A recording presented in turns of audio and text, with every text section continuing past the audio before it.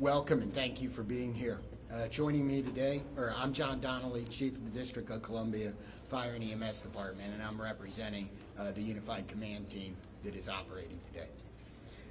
I'm joined today by Deputy Mayor Lindsay Appiah, Metropolitan Police Department Executive Chief, Assistant Chief Jeff Carroll, Clint Osborne, the Homeland Security and Emergency Management Agency Director for the District of Columbia, the Military District Washington, the Metropolitan Washington Airports Authority, both the fire and police chiefs, the United States Coast Guard, the Maryland State Police, the Virginia Department of Emergency Management, and the Virginia State Police.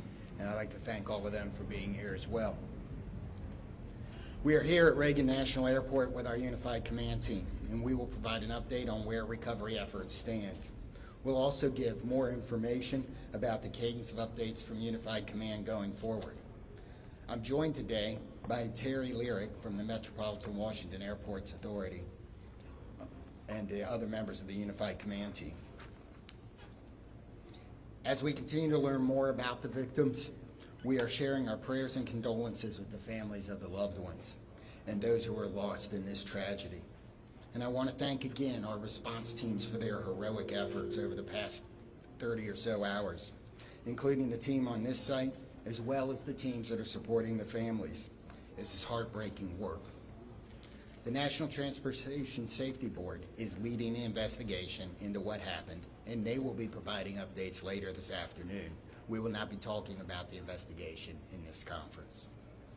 So Terry Lyric from the Metropolitan Washington Airports Authority will now provide an update on airport operations, and then I will update you on the activities since our last briefing and the activities over the next operational period. Thank you, Chief. Again, my name is Terry Lyric. I'm the Vice President Airport Manager of Reagan National Airport. I just kind of wanted to give an update on where we stand. As we know, the airport is open and operating. We are in a reduced capacity and a reduced arrival rate due to the proximity of the recovery site. We do have 2 of our 3 runways that are closed. So as always, we do want to encourage passengers to reach out to their airlines for any potential flight delays. Typically a full schedule here at National Airport would encompass about 800 flights a day using those 3 runways. We've had several, obviously, cancellations yesterday. Airlines are resuming as much as possible normal operations. I think we have about 100 flights or so canceled today. I do want to just recognize a lot of the airport teams who work behind the scenes, and we are here to support and coordinate with the ongoing recovery efforts, as well as working with NTSB in their investigation. With that, I'll just turn over my remarks to the next speaker. Thank you.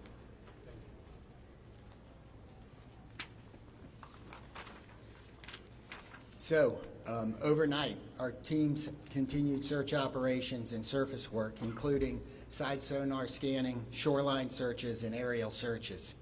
Also, 2 Coast Guard cutters have arrived on station, and you may be able to see them out there on the water.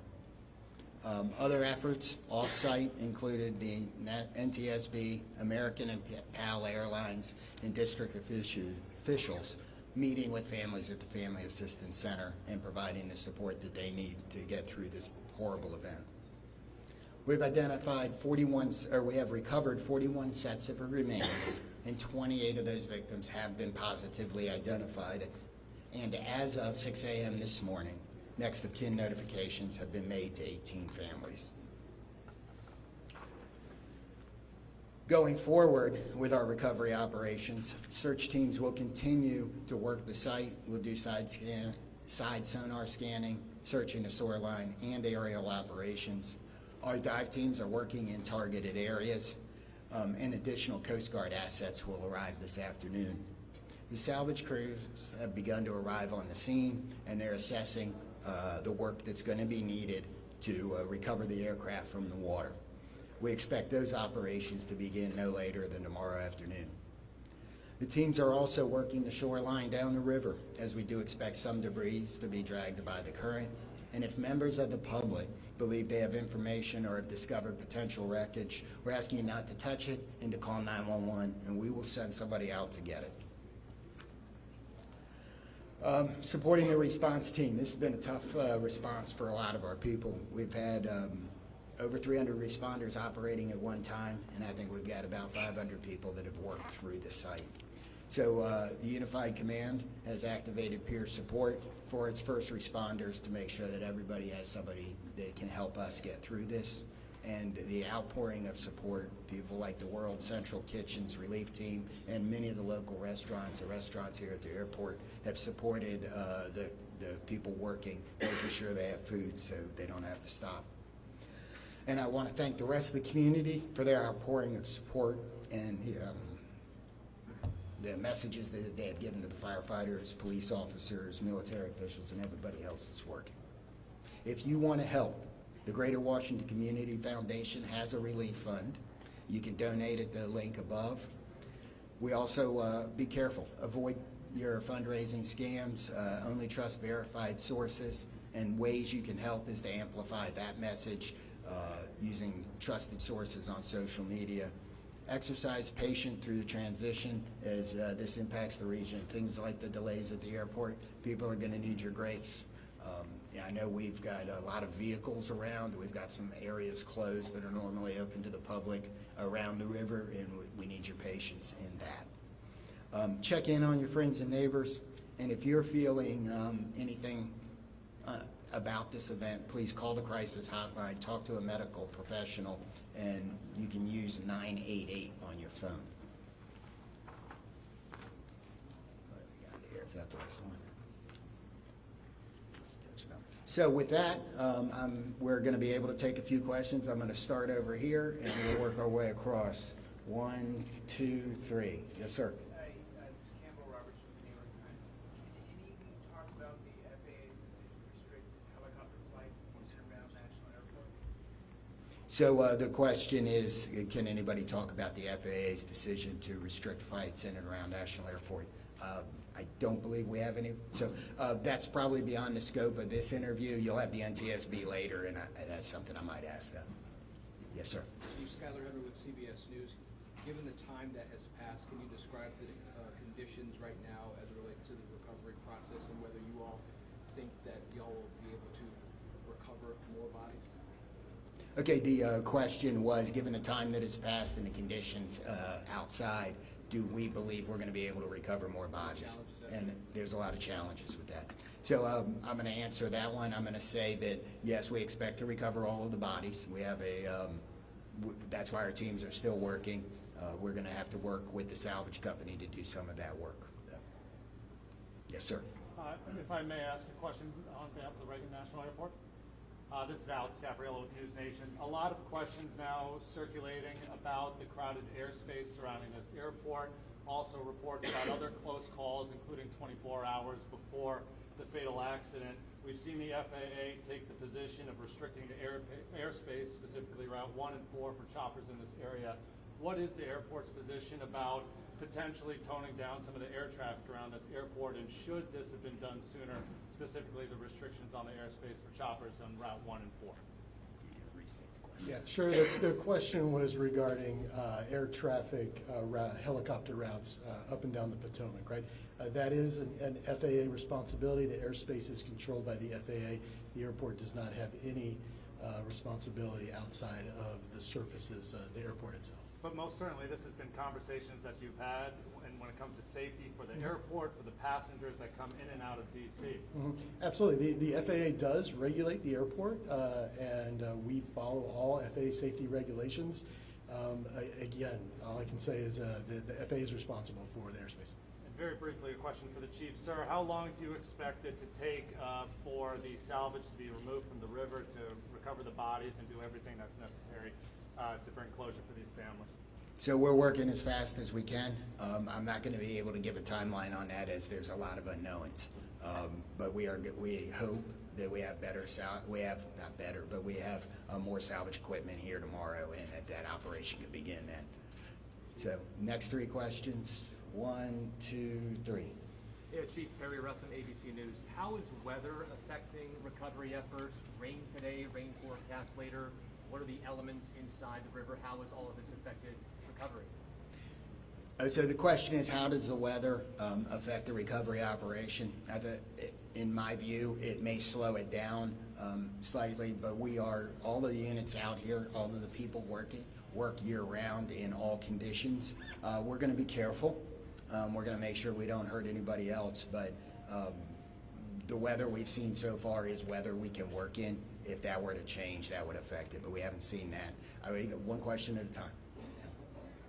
Chief, you talked earlier about access to the site and to gain access to that area. We don't think that ice was a real problem that day, but the John Glenn has been out of service for some time. Do you have an update on when that vessel can be put back in So service? the question is access to the site, and the John Glenn is the fireboat for the District of Columbia. So what I referred to on access to the site is things like Gravelly Point being closed and that being lost as a local recreation area while we're working. There was some ice on the river. We made good access to the site with everybody else. The John Glenn, as has been reported, is one of the district's fireboats. It is not the primary asset for this type of operation, and while it's in the shop, it didn't affect anything, and we hope to have it back by this summer. Yes, sir. Mr. Lyric, I have a follow-up question about the runway closures. Brady Trimble with Fox. So you said 2 of 3 are closed because of their proximity to the crash site. Yeah. Can you explain why they remain closed? Sure, absolutely. So the question is, why are 2 of the 3 runways here at National Airport closed? So if you're familiar with the runway configurations here, we have a main north-south runway, and we have 2 what we call crosswind runways. The 2 crosswind runways, if aircraft were to take off or land over the aircraft recovery site that is out there right now, those would be impactful to the operation. So we've elected to keep those runways closed. And to follow up, how long do you expect that to remain the case? And are you saying that if there are still recovery teams in the Potomac, then there's no chance that these 2 runways are going to open, and how does that impact Yep, sure. So the question is asking how long we anticipate those runways to be closed. That's a dynamic situation. We've worked with the FAA. I think what we've communicated is we anticipate, our expectation is a week. However, we'll reassess on Monday, and as the recovery efforts go, it's a fluid situation, obviously. Yep. Okay, Paul, here and there. Chief, by talking salvage, can you confirm that you're not going to be able to recover the remaining bodies until you're able to get the fuselage off the floor of the river and onto a barge? And then my follow-up to that is, are you making an effort today to get into the helicopter to recover those 2 bodies? So the question is, do we believe we have to lift the aircraft out of the water in order to finish and find the rest of the remains? And the second part of the question was, are we focused on the helicopter today? And the answer to the first question is yes. I believe for us to recover the rest of the remains that we are going to need to get the fuselage out of the water. The second part of the question is yes, a lot of our operations, not all of them, but a lot of our operations today are focused on the helicopter. Yes, ma'am. Yeah, this question's for Mr. Lyric. I'm about Fox 5 DC. Can you confirm sufficient staffing moving forward in the tower? I don't know if that's in your scope or if that's... It's not. So the question was regarding staffing in the air traffic control tower. That's outside my scope of responsibility. Chief Donnelly, can you talk a little bit about the role that this has taken on your team, specifically how many people still remain? I know on day 1 there were upwards of 300 mutual aid. Who's still out there? So, you know, this is an incident where even if it doesn't affect you right now, it's probably going to affect you later. It'll be something that you think about. So in emergency services across the board, we have support teams. The National Capital Region, all of the departments do, so they've been activated. The International Association of Firefighters regional peer support team has been activated to help support. And the incident management team, as they rotate responders through the scene, are making sure that there are opportunities for them to get the assistance they need. I'm going to ask the Virginia State Police to talk about the peer support he's doing a little bit. I'm First Sergeant Blank with the State Police in Virginia. We are working with our partners. MWA is leading the support for the effort for peer support, but I'm here in support of that effort, and we have several regional partners that are contributing to that, including mental health professionals who are on site from ANOVA and from a nonprofit in the area that are providing support. The Virginia Law Enforcement Assistance Program is also planning to send support, and all of the most of the public safety agencies in the region are providing personnel to assist with that effort. Yes, ma'am. Mary L. Carbone with DC News Now. I know that this is an unpleasant question for you, Chief, but we've been hearing reports of people that live along the river and potentially seeing partial remains coming up on shore. They're seeing, is that anything you're hearing towards that way of keeping people away from some of these shore communities? So we're not keeping anybody away from the shoreline for any of those reasons. If we've closed off an area like Gravelly Point here, it's because we have emergency access vehicles coming in and out, and we need the access to the river. We have received some 911 calls about either debris or remains. I don't know that we've actually found any remains. We've certainly picked up debris from those 911 calls. So we're going to do 3 more and go 1, 2, and 3 in the back. Yes, sir. Thanks, Chief.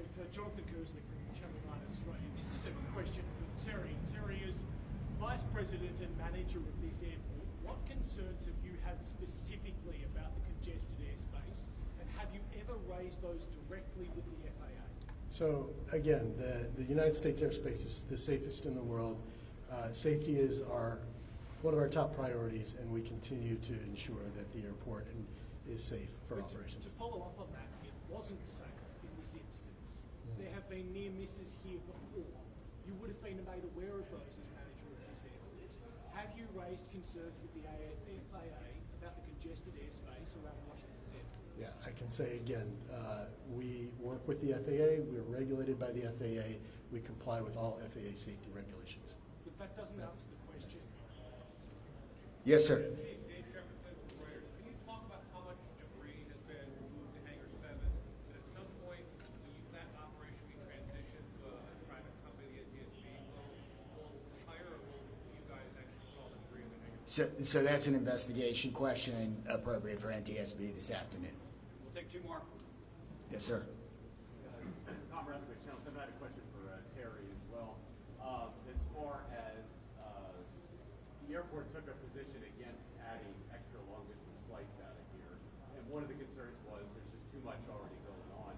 Do you maintain those concerns because they're supposed to start in the next few months? Are you concerned about safety as those extra flights start? Yep, thanks, Tom. So the question was regarding the additional slots to DCA. As you know, the slots are federally controlled, federally mandated, and we have to follow federal regulations. Are you still concerned about them? I mean, the airport authority was concerned at the time. Yes. Again, we have to follow the federal regulations on the slot controls. Yep.